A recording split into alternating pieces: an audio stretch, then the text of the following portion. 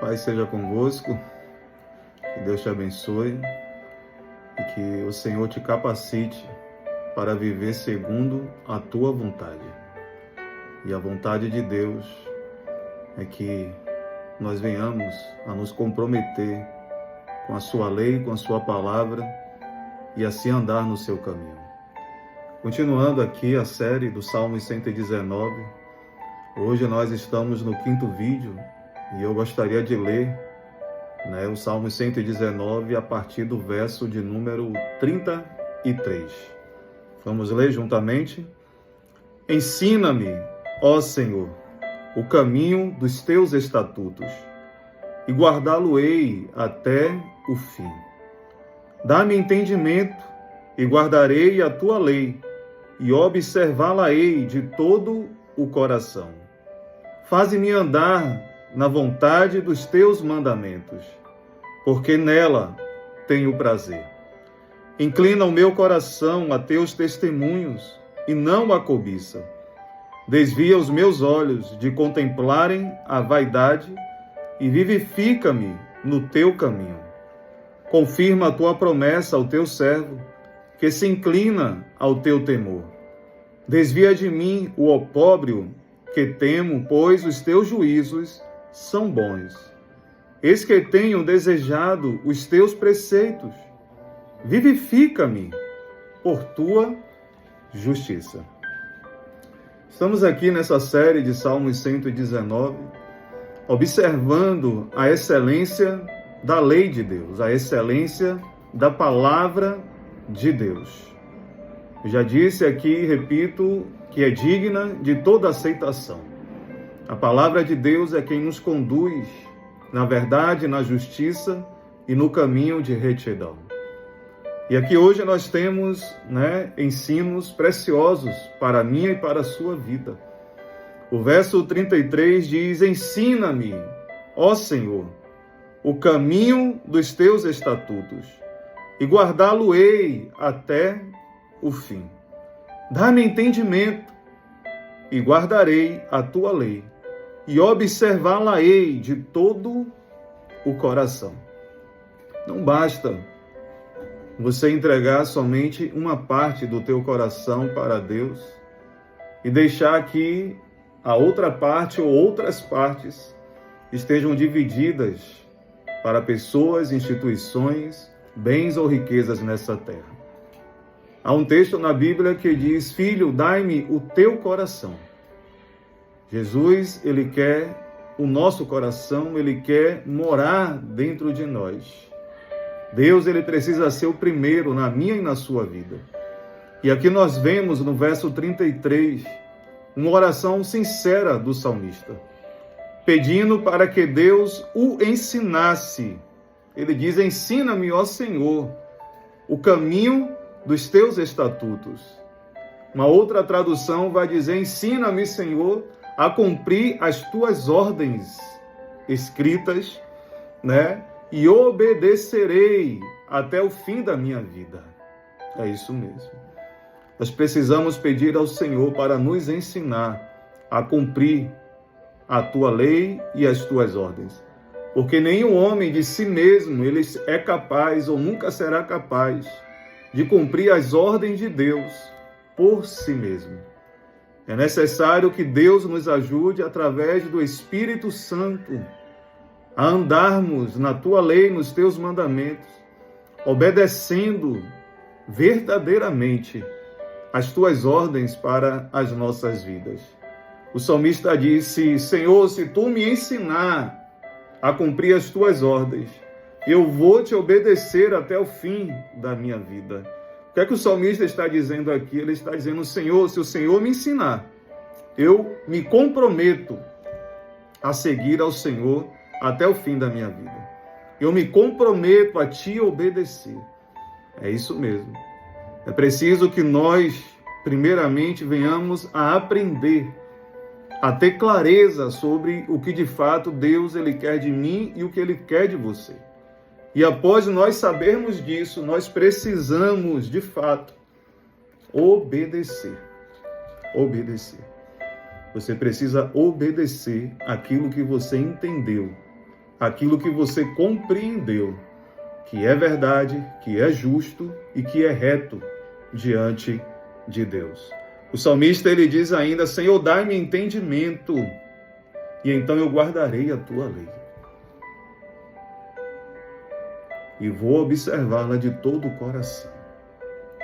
É isso mesmo, você precisa de entendimento, você precisa de compreensão, você precisa discernir o que Deus, ele quer de você. Que Deus, ele te capacite a aplicar a lei dele na tua vida. Você precisa pedir a Deus para te dar a capacidade para que você possa obedecer a ele. Como eu disse aqui no início, nenhum homem de si mesmo ele é capaz de obedecer a Deus. Você precisa do Espírito Santo, você precisa da ajuda de Deus. E não dê a Deus a metade ou o resto do seu tempo, da sua vida e daquilo que você tem nessa terra. Você precisa dar tudo a Ele, porque foi o que Ele fez por mim, foi o que Ele fez por você. Ele nos deu tudo o que Ele tinha de melhor, que foi o seu Filho, para morrer em nosso lugar e nos salvar deste mundo vil e avassalador. O verso 35, o salmista, ele diz assim: faze-me andar na verdade dos teus mandamentos, porque nela tenho prazer. Talvez você é aquela pessoa que tem pedido a Deus para andar com Ele. Você tem pedido a Deus para andar na verdade dEle. Mas, de fato, o seu coração não tem prazer em Deus. Pastor, isso é complicado de entender, realmente. Talvez você não tenha prazer em Deus, mas você tenha interesse em Deus. Você tenha interesse no que Deus ele pode te dar, o que Ele pode te oferecer. Você precisa ter prazer em estar com Deus. Você precisa ter prazer de estar orando a Deus. Você precisa ter prazer em ler as Sagradas Escrituras. Você precisa desejar por isso aqui, irmãos. Eu lembro que a primeira vez que eu tive contato com o Senhor, a primeira vez que eu tive um relacionamento pessoal com o Senhor, tive uma experiência única na minha vida. Eu passei a ter prazer na palavra de Deus. Eu passei a ter prazer em ler as Sagradas Escrituras. Eu passei a ter prazer em me trancar no meu quarto e falar com meu Deus em secreto. Não por obrigação, mas por prazer. Assim como você tem prazer em comer um chocolate, em tomar um sorvete, em ir a uma praia, a um clube, ao shopping, a um cinema, você precisa ter prazer em Deus, ter desejo por Deus. Não basta apenas você querer, você precisa desejar. Não basta apenas você dizer que tem a Deus se você não tem prazer nele, você não tem prazer na lei de Deus. Porque a lei de Deus, os mandamentos de Deus, eles não são pesados para quem de fato tem prazer nele. Homens deram as suas vidas, homens sacrificaram o seu tempo, dos seus recursos, simplesmente por isso, por terem prazer em Deus, por terem alegria no Senhor. Homens deixaram suas famílias, deixaram suas residências, porque ouviu um chamado de Deus e tinham prazer no Senhor. Fizeram coisas que aos olhos dos homens não há razão nada disso. Um exemplo disso é Abrão. Quando Deus o chamou para sair da sua terra, da sua parentela, e disse que faria dele uma grande nação, seria pai de muitos filhos, de multidões. E aí, Abraão, na sua velhice, recebe o filho da promessa, a saber, Isaque. E logo em seguida, Deus ele chama Abraão quando estava dormindo. Isso mesmo. E disse: Abraão, pega o teu filho, o teu único filho. Por que o único? Porque Ismael não era o filho da promessa. O filho da promessa era Isaque. Deus diz, pega ele, leva-o e oferece-o em sacrifício. Deus diz, olha, leva ele porque agora eu quero ele para mim, você vai matá-lo. Irmãos, não podemos ser ignorantes, mas é certo que Abraão teve tristeza com esse pedido, porque Abraão amava o seu Isaque. Mas ele amava Deus mais do que o seu filho. E ele não hesitou em fazer o que Deus lhe pediu para fazer. Mas em todo o caminho, todo o trajeto, Abraão, ele acreditava que Deus poderia ainda deixar o teu filho em vida. Quando Abraão estava ali perto para sacrificar o teu filho, ele ouviu a voz do Eterno, e dizendo, Abraão, não faça isso, pois agora eu sei o que está no teu coração. Eu agora sei que você me teme mais do que tudo. Você entende isso? Só é capaz de fazer algo assim, irmãos, alguém que tem prazer em Deus. Alguém que não tenta barganhar com Deus, negociar com a fé, mas obedece a Deus irrestritamente.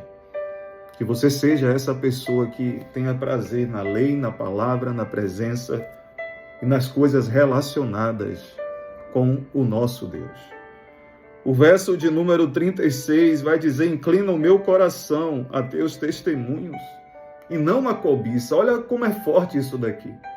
O salmista diz, Senhor, inclina o meu coração aos teus testemunhos. Inclina o meu coração à tua vontade revelada e não à cobiça, e não às riquezas dessa vida, e não às coisas que esse mundo pode me oferecer. Tem um louvor que ele diz, eu não o adoro pelo que ele faz, mas eu o adoro, aleluia, pelo que ele é. Você precisa adorar, obedecer a Deus, ir à igreja, ler a Bíblia, não porque Deus pode te dar algo, não porque Deus pode fazer algo na tua vida, mas sim por aquilo que Ele é e Ele representa. Porque aonde estiver o teu coração, aí está o teu tesouro. E é certo que se o teu prazer estiver em Deus, e não a cobiça, Deus ele vai te abençoar. Deus ele vai te prosperar nesta terra. Ele vai te dar bens, ele vai te dar riquezas sim, mas a tua motivação de ir até a Deus não deve ser pelo que ele pode fazer na tua vida. E porque muitas pessoas vão à igreja, muitas pessoas dizem entregar a sua vida a Deus ali pela emoção, porque estão desempregadas, porque o marido ou a esposa o deixou, porque está com um problema ali na sua família, e Deus é misericordioso, Ele ajuda essas pessoas. Mas logo essas pessoas viram as costas para Deus, logo quando estão empregadas, quando o marido ou a esposa retorna para casa, quando o filho sai das drogas, aquela pessoa simplesmente deixa de ir à igreja, deixa de ler a Bíblia, deixa de orar e ter relacionamento com Deus. Porque a motivação era o problema que eles estavam passando e precisavam barganhar com Deus. Talvez você seja aquela pessoa que diz, Senhor, se o Senhor abrir esta porta de emprego, eu prometo te servir, eu prometo fazer a tua obra, eu prometo te obedecer. E Deus abriu. Mas você não cumpriu a tua parte. E a Bíblia vai dizer que Deus ele não se agrada, não tem prazer em voto de tolos. Se você fez um voto a Deus, apressa-te em cumprir. Apressa-te em cumprir. Tenha prazer no Senhor. Não tenha prazer na cobiça. Não ajunte tesouro na terra, mas ajunte tesouro nos céus, onde a traça, a ferrugem não consome e não destrói. A única coisa que poderemos levar para a eternidade é a nossa fé e as nossas obras de salvação. Não se apegue a nada nesse mundo. Ande como um peregrino, como um forasteiro nessa terra. O versículo de número 37, o salmista diz: desvia os meus olhos de contemplarem a vaidade e vivifica-me no teu caminho. Mais uma vez o salmista ele diz: Senhor, desvia os meus olhos, desvia a minha atenção de contemplar, de observar a vaidade. Salomão chegou no final dos seus dias e disse: se tem uma coisa que eu vi, é que tudo é vaidade. Talvez você seja aquela pessoa que está se ocupando de muitas vaidades nessa vida. Você está juntando muita vaidade. Cuidado, você pode chegar no final dos seus dias e ver que você caminhou em vão. E ver que você fez tudo errado. Você não pode ter os teus olhos atraídos pela vaidade, mas sim por aquilo que é precioso para o reino de Deus. O versículo de número 38 vai dizer: confirma a tua promessa ao teu servo, que se inclina ao teu temor. O salmista está dizendo: olha, cumpra na minha vida a promessa que tu fizeste. Cumpra na minha vida aquilo que o Senhor prometeu. O salmista aqui está reivindicando a promessa de Deus sobre a tua vida. Quantas vezes Salomão disse que o Senhor disse que faria ele um pai de nações, um pai de multidões. E Abraão não tinha filho algum. E anos iam se passando, e ele perguntava: Deus, aonde está a sua promessa? E uma certa vez o Senhor veio a Abraão e disse: Abraão, anda na minha presença e ser perfeito, porque a promessa está de pé. É isso que nós precisamos, irmãos. É andar na presença de Deus e nos esforçar para vivermos uma vida perfeita. E isso só será possível quando Jesus vier e nos levar. Mas o sentido dessa fala de Deus ali a Abraão é de que nós devemos nos esforçar. Nós devemos dar o nosso melhor, sacrificar a nossa vida para viver o mais perto de Deus, o mais perto da obediência total a Deus, em um nível de arrependimento diário pelas nossas falhas e pelos nossos erros. Anda na presença de Deus. Busca a perfeição de Deus, o aperfeiçoamento do Senhor. Porque fiel é o que vos chama, o qual também o fará. Fiel é Deus que prometeu, o qual também fará todas as coisas na tua vida. Deus, ele não deve nada a ninguém. E não vai ser a você nem a mim que ele ficará devendo hoje. O versículo 39, ele diz: desvia de mim o opróbrio que temo, pois os teus juízos são bons. O salmista está dizendo: Senhor, eu tenho medo de ser desprezado pelos homens. Não deixe isso acontecer na minha vida, porque a tua lei e os teus juízos, eles são bons. Ele está dizendo: Senhor, desvia de mim a amargura, a tristeza, desvia de mim, Senhor, esse peso de angústia dentro de mim, porque eu já provei a tua justiça, a tua lei é boa, me traz paz, me traz refrigério. Você precisa orar a Deus por isso, para que Ele desvie de você todo sentimento de negatividade, todo sentimento de diminuição e de comparação. O versículo 40, finalizando, vai dizer: que tenho desejado os teus preceitos, vivifica-me por tua justiça. Você tem desejado a lei de Deus? Você tem desejado a vontade de Deus na sua vida? Porque se você assim tem desejado, você assim tem buscado, Deus, ele vai te vivificar pela tua justiça. Jesus Cristo é quem nos justifica, porque foi Cristo que morreu por mim e por você. Quem tentará acusação contra os escolhidos de Deus? nenhuma condenação há, porque foi Cristo que morreu por nós, irmãos. Mas você precisa desejar a palavra de Deus. Você precisa desejar obedecer a Deus. Você precisa ter prazer no Senhor. Você precisa amar a Deus sobre todas as coisas. Lembre-se, a excelência da lei de Deus. Deus, ele é excelente. Deus, ele é santo e mora no mais alto e sublime trono.